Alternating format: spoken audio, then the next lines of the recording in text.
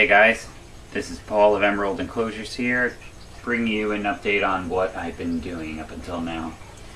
As you can see, this is the Duo Spider Paludarium for anyone who follows me on Facebook and Instagram.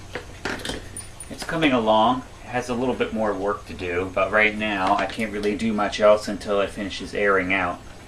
You can still smell the vinegary smell of the silicone still drying, and I'm not going to put any water in there until it's completely gone. Above, it's pretty good. I don't see anything else I really need to do. I just need to wait for the bottom to finish curing, and then I'm going to start decorating it. So all the background is done, and next up is going to be any hardscaping I need to do, along with any softscaping, which is the plants.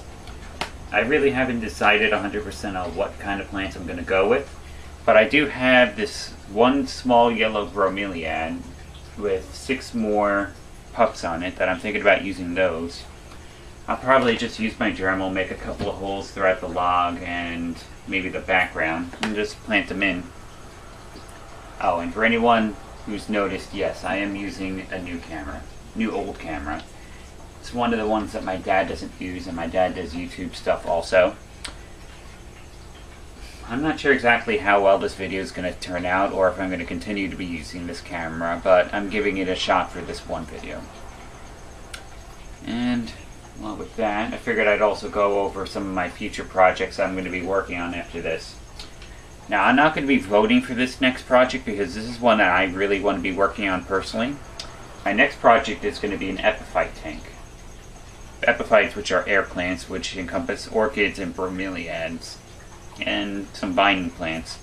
So the idea is that there's going to be a very small, shallow soil level, just so that the vining plants can get their roots into something, and then they'll be traveling upwards.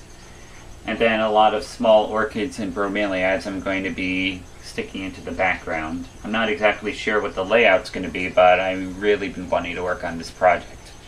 I'm also thinking about just working on another small paludarium with a working waterfall, just so I can experiment with a couple of more designs for that.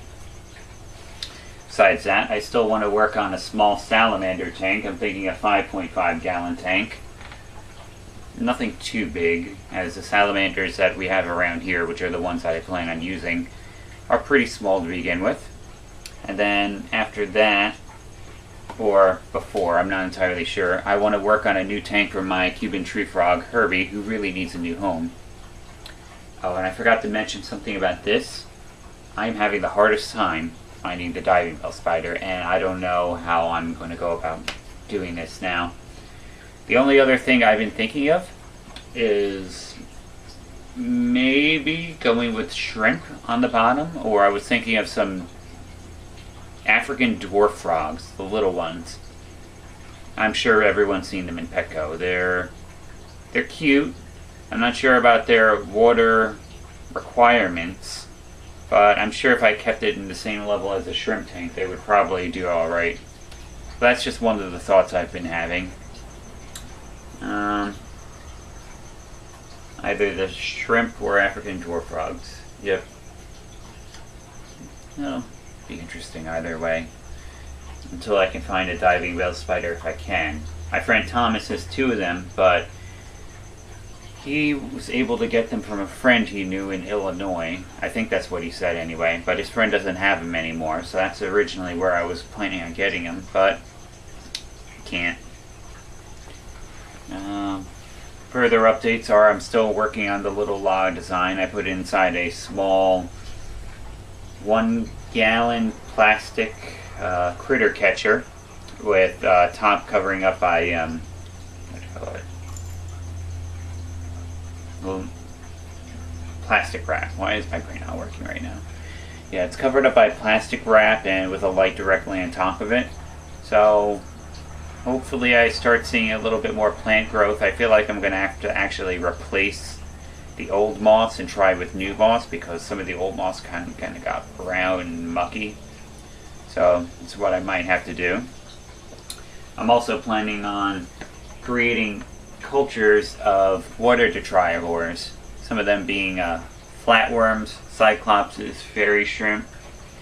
I'm trying to move away from aquariums with filters.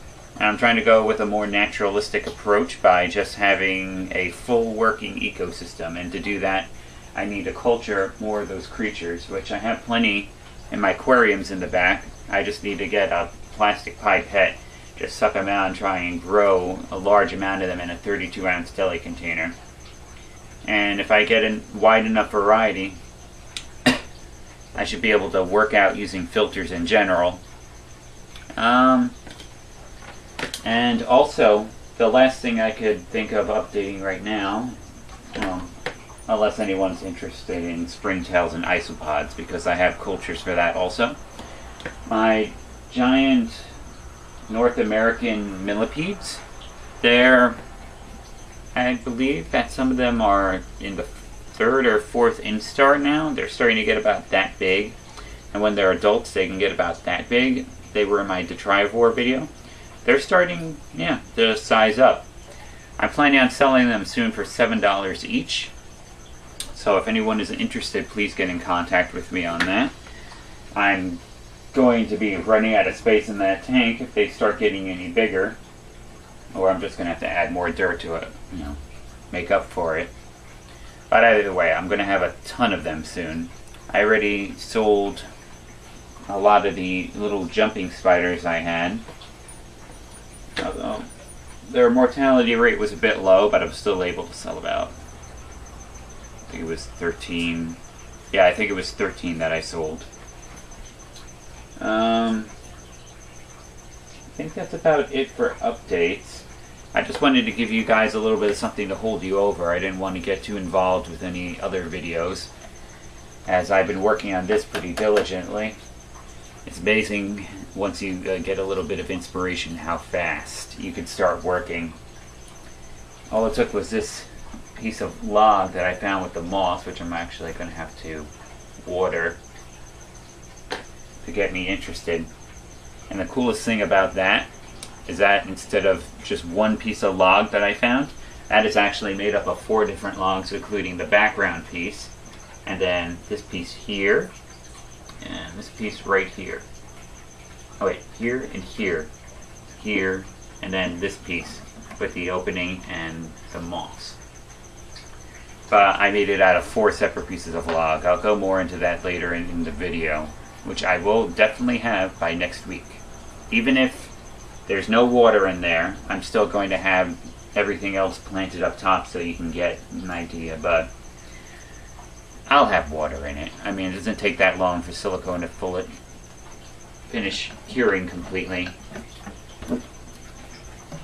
So yeah, this thing is very close to finished, and after that I'll be able to add the tarantula, and I'm sure it's going to appreciate having a little bit more space than it does now, and a nice hiding spot in the form of this log. As I said, the only thing I really need to work on is the plants. I want to try and find something that can sit right here and then kind of cover over the top of the log. I really like how this came out. It's a little bit strange with everything being on the left side, but it's unique. Anyway guys, I will continue to put out more updates on Instagram and Facebook, so if you want to see any more of this before I put out the video next week, just keep diligent. Please like and subscribe if you enjoyed this video, and I'm sorry it's just a video of me talking, but I just want to get back to this and my other projects as soon as possible. Thank you for watching. Please like and subscribe, and I will see you in the next one. Bye guys.